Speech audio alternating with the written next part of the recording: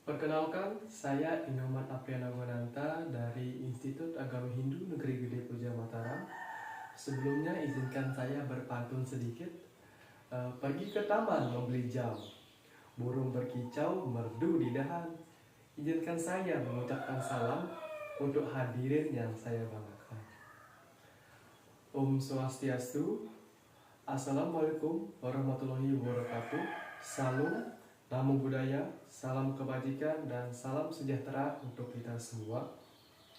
Yang saya hormati Bapak Inyoman Alit Suarjaya selaku dosen pengampu mata kuliah retorika dan teman-teman yang saya banggakan.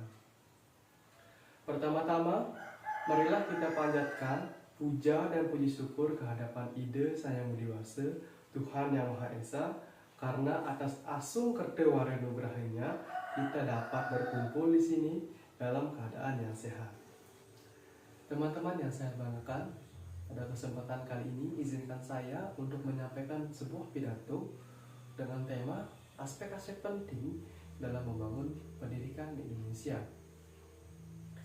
Seperti yang kita ketahui, pendidikan adalah tulang punggung kemajuan dari sebuah negara. Pendidikan juga adalah kunci utama untuk membuka peluang bagi warga negara dalam mendorong perekonomian atau ekonomi sebuah negara, dan juga dalam membentuk masa depan yang cerah. Sayangnya, Indonesia mengalami masalah yang begitu besar dalam dunia pendidikan. Walaupun Indonesia memiliki jumlah populasi yang tinggi dalam dunia, yaitu berada pada posisi keempat terbesar di dunia, tetapi pada sektor pendidikan Indonesia menduduki peringkat ke-57 dari beberapa negara yang ada di dunia. Tingkat putus sekolah yang tinggi menyebabkan banyak siswa tidak melanjutkan pendidikan yang telah mereka jalani. Selain itu juga kualitas pendidikan yang ada di Indonesia itu sangat berbeda dari daerah perkotaan ataupun pedesaan. Yang mana daerah pedesaan ini lebih banyak kekurangan guru-guru yang berkompeten, yang berkualitas dalam melakukan proses belajar mengajar. Selain itu juga banyak infrastruktur dari pendidikan yang ada di pedesaan ini kurang memadai, bahkan bisa dikatakan tidak layak untuk melakukan proses belajar mengajar.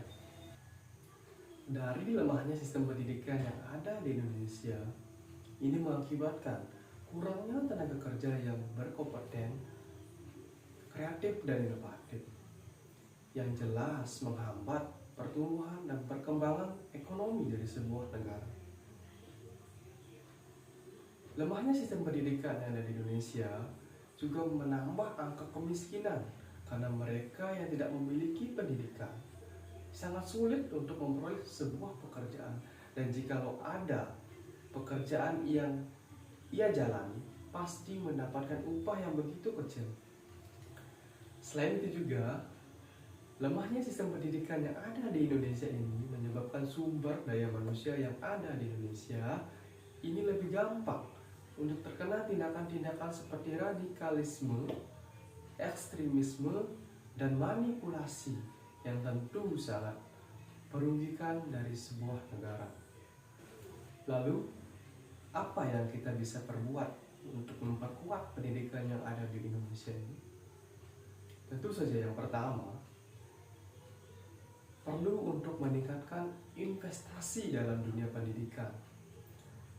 Mengalokasikan sebagian besar dana nasional kita ke dalam dunia pendidikan itu sangat penting untuk menunjang, untuk meningkatkan sebuah pendidikan itu sendiri. Selain itu, perlu untuk kita melakukan penarikan atau mencari investor-investor asing untuk membangun infrastruktur dan teknologi dalam dunia pendidikan itu sendiri. Yang kedua, kita perlu meningkatkan kualitas guru. Kenapa demikian? karena guru itu penting di dalam proses pendidikan. Lalu bagaimana cara kita meningkatkan kualitas guru?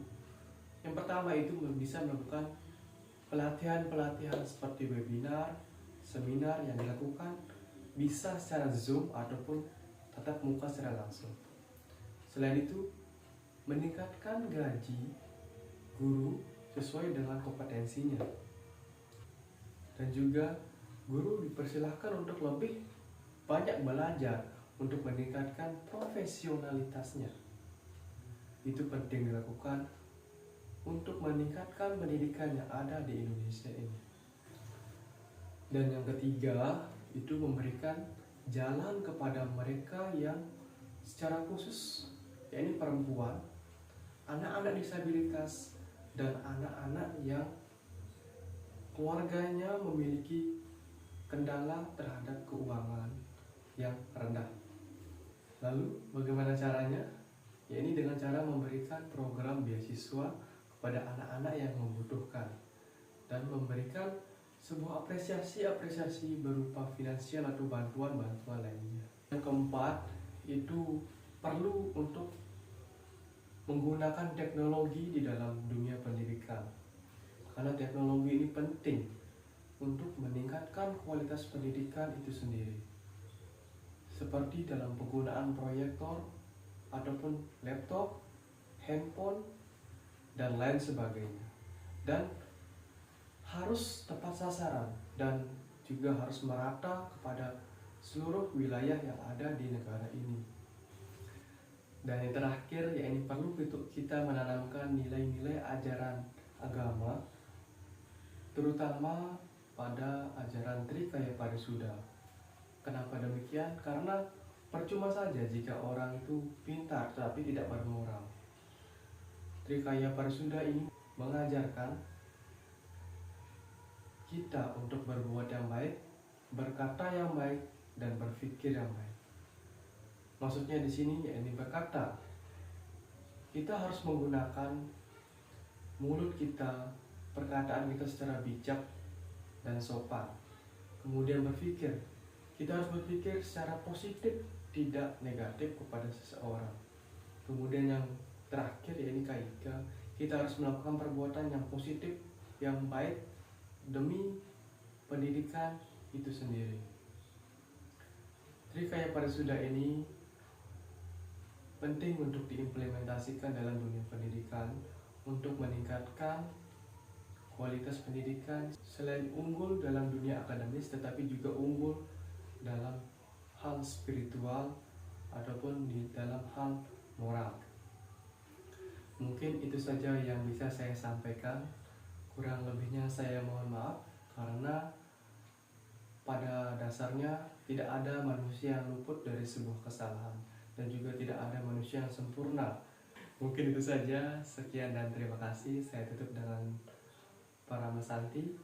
Om Santi Santi Santi Om. Assalamualaikum warahmatullahi wabarakatuh. Salam, namo buddhaya, salam kebajikan bagi kita semua, dan salam sejahtera bagi kita semua. Terima kasih.